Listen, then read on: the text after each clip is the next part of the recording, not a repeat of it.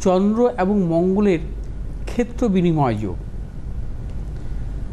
যে কোনো রাশির জাতক জাতিকার জন্মছকে যদি ক্ষেত্র বিনিময় যোগ থাকে, সেই যোগ অত্যন্ত শুভ।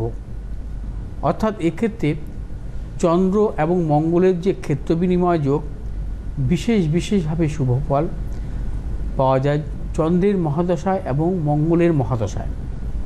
সেই জাতক জাতিকা অত্যন্ত শুভ ফল পান।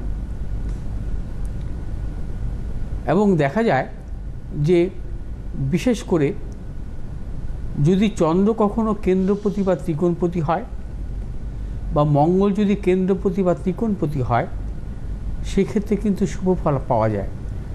এবং তাদের মহাদশা বা অন্তর্দশায়, যেমন মেষ রাশিতে চন্দ্র কেন্দ্রভাবে অবস্থান করছে, এবং কর্কট রাশিতে মঙ্গলও কেন্দ্রভাবে অবস্থান করছে।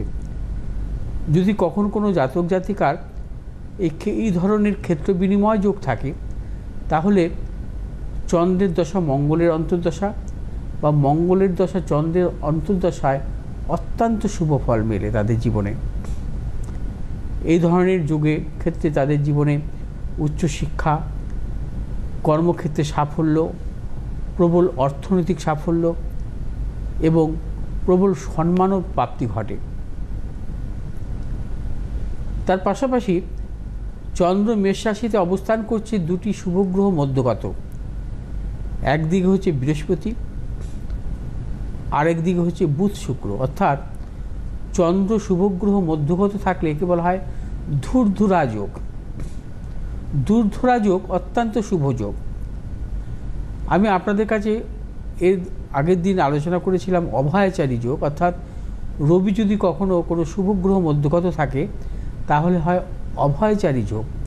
আবার সেক্ষেত্রে চন্দ্র ব্যতীত, আবার চন্দ্র যখন অবস্থান করবে তার দুদিকে যখন শুভগ্রহ থাকবে, সেখানে আবার রবি ব্যতীত থাকতে হবে। রবি ব্যতীত চন্দ্র যদি শুভগ্রহ মধ্যগত হয়, তাহলে ধূর্ধরা যোগ সৃষ্টি হয়। এই ধূর্ধরা যোগে জাতক জাতিকা হয় বিদ্বান, এবং এদের সম্মানজনক কর্মজীবন, অর্থনৈতিক সাফল্য আসে, এবং এদের সন্তান প্রবলভাবে সাফল্য পান। এদের মধ্যে মানসিক দৃঢ়তা থাকে, কারণ অধিকাংশ মানুষের মধ্যে একটা দেখা যায় যে মানসিক অবসাদ, ভয়, টেনশানগুলো কিন্তু কাজ করে। কিন্তু ধূর্ধরা যোগের জাতক জাতিকাদের কিন্তু মানসিক কোনো প্রতিকূলতা এদের জীবনে আসে না।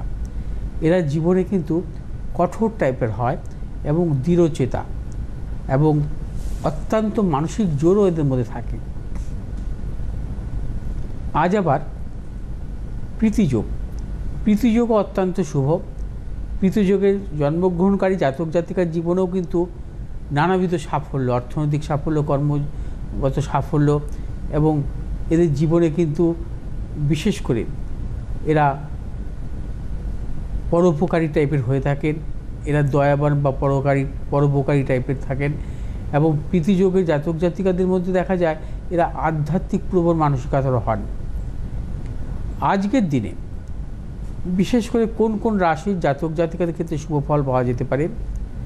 আজকে মেষ রাশির জাতক জাতিকা, মিথুন রাশির জাতক জাতিকা, কর্কট রাশির জাতক জাতিকা, সিংহ রাশির জাতক জাতিকা, তুলা রাশির জাতক জাতিকা, ধনু রাশির জাতক জাতিকা, মকর রাশির জাতক জাতিকাদের ক্ষেত্রে কিন্তু অত্যন্ত শুভ ফল।